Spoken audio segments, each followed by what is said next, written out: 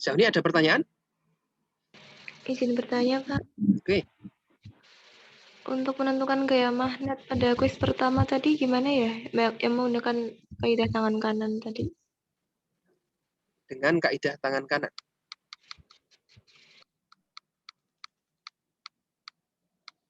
Nah, Anda gunakan tangan kanan. Ya. Ini misalnya partikel A. Tadi kaidah tangan kanannya bagaimana? Ibu jari menunjukkan arah Kecepatan ya. Kemudian 4 jari lainnya menunjukkan arah medan magnet. Ya, tapi antara ibu jari dan 4 jari lainnya 90 derajat. Ya, Anda dipaskan saja. Coba arahkan arah ibu jari ke arah sumbu Y. Ya, kan kita sedang membahas A ya. Kemudian arah 4 jari lainnya ke arah B ya. Ke arah sumbu X positif. Berarti kalau A ini partikelnya positif, kira-kira bergeraknya ke arah mana?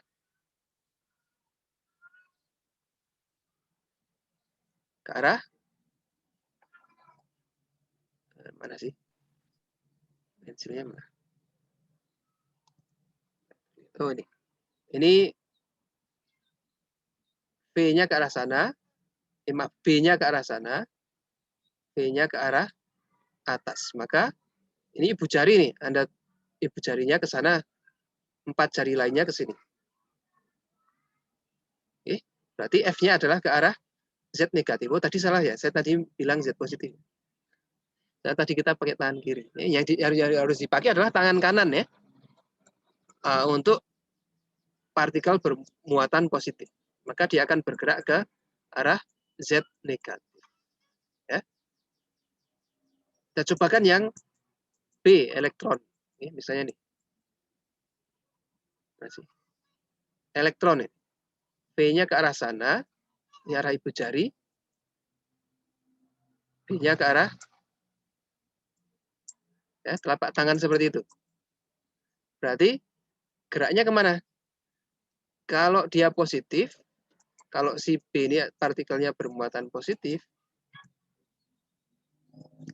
dia pasti akan bergerak akan dibelokkan ke atas. Ya.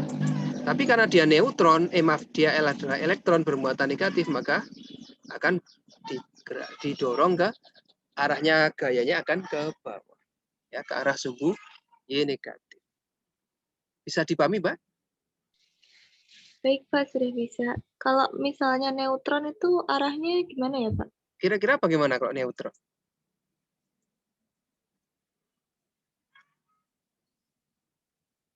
Gimana? F sama dengan Q, V, cross B. Ya. Kita lihat neutron muatannya berapa? 0 ya. Kalau Q-nya 0, Q kali V 0. Q kali V cross B 0 juga. Maka gayanya 0. Neutron tidak akan terpengaruh oleh medan magnet. Ya, tidak akan dibelokkan. Ya, lempeng-lempeng aja, dia jalan-jalan aja. Oke. Itu ya. Nah, makanya dilihat satu persatu muatannya apa jenisnya. Oke. Oke, ada lagi yang mau ditanyakan? Terima kasih, Pak. Oke, sama-sama.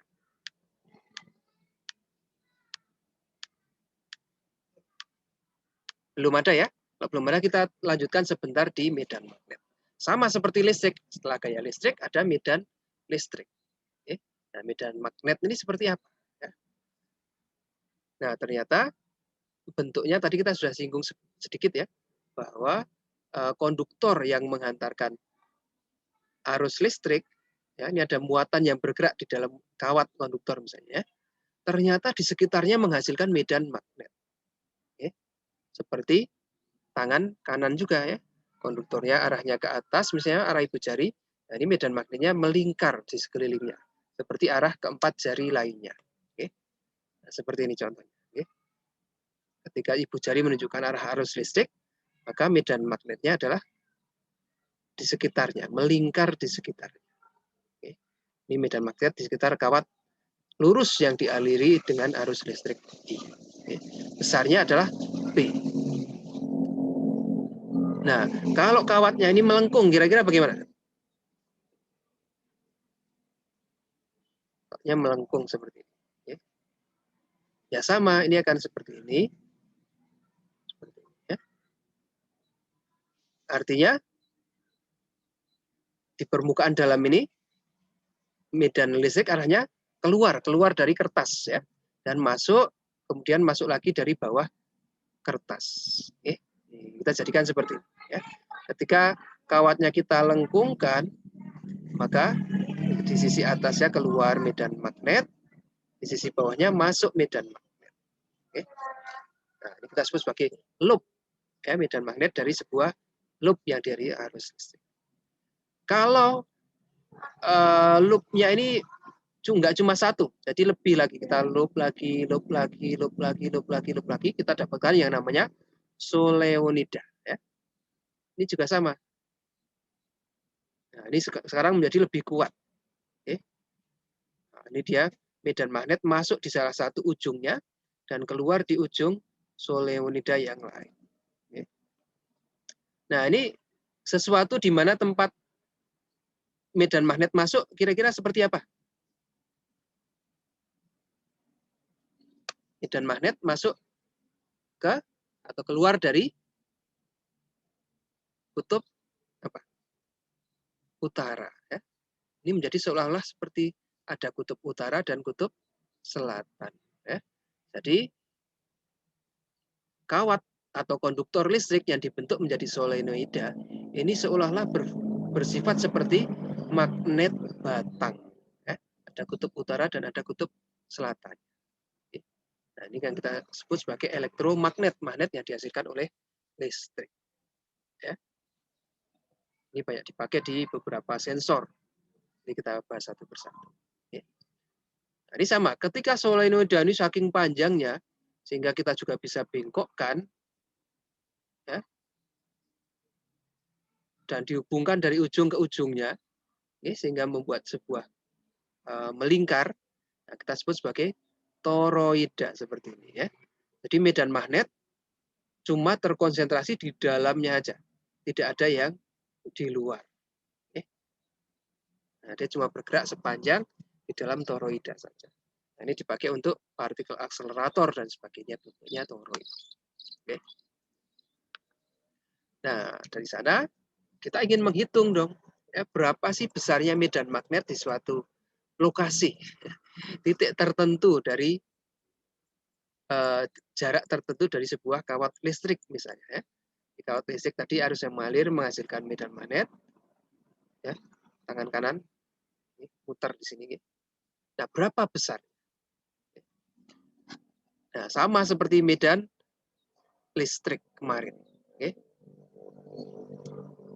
Nah, kita potong-potong menjadi bagian yang sangat kecil. Ya. Dimana satu potongan itu identik dengan titik muatan. Oke. Maka kita dapatkan dari titik DR ini, pada titik P dia akan menghasilkan medan yang jaraknya R, akan menghasilkan medan magnet sebesar dB.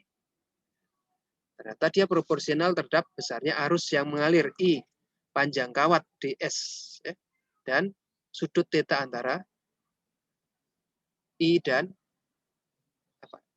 S. Oke. Dan juga terbalik dengan kuadrat jaraknya. Oke. Nah, arah vektor B ini dB tegak lurus terhadap ds dan R, di mana R adalah vektor satuan dari arah ds menuju titik P. Ini vektor R, ini ds. Ya.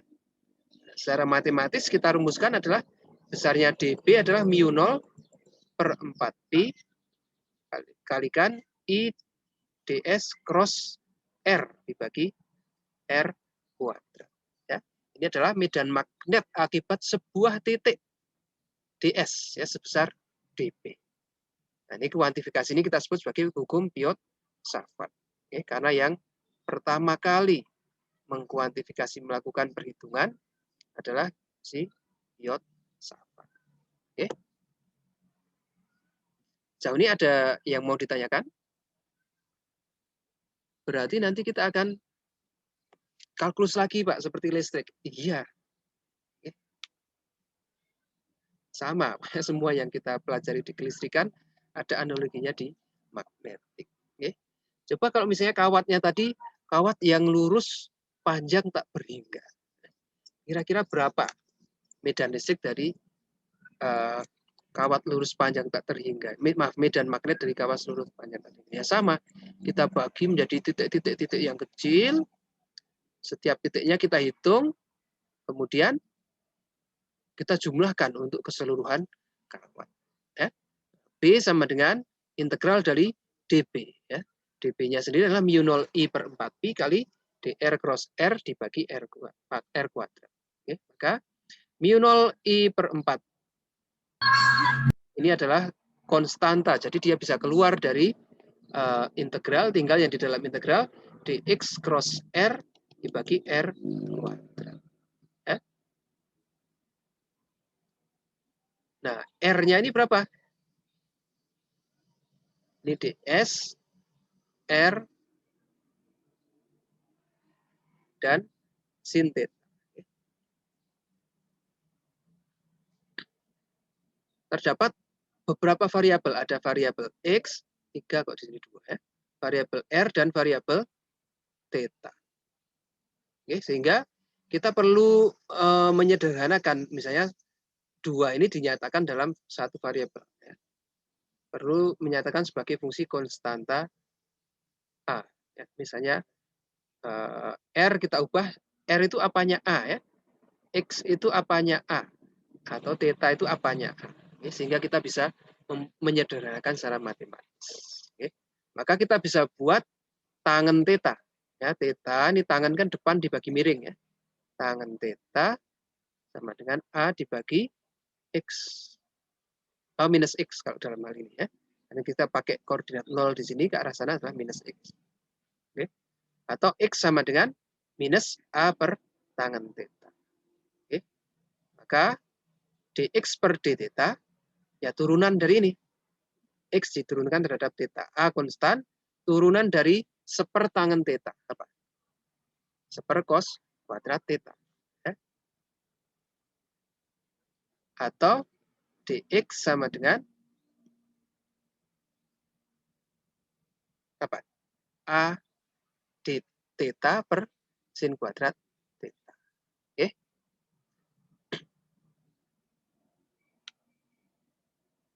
Nah, maka kita bisa kembalikan ke sini lagi. Ya. X, R, dan theta. Sehingga fungsi dinyatakan sin theta.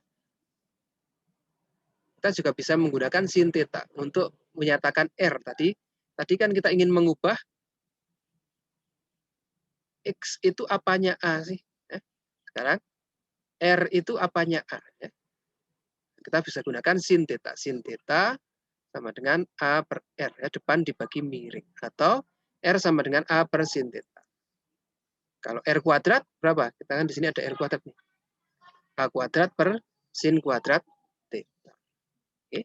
Nah, di situ kita bisa masukkan dx, sebelumnya kita sudah dapatkan A d theta per sin kuadrat theta. Ya, R kuadrat kita juga dapatkan A kuadrat per sin kuadrat theta. Oke. Makanya dx per R kita bisa coret. Nah, sin theta-nya juga habis. Ya. Tinggal sin theta ini d theta. Oke. Nah, sekarang kan jadi mudah ini integralnya. Sin theta d theta. Ya.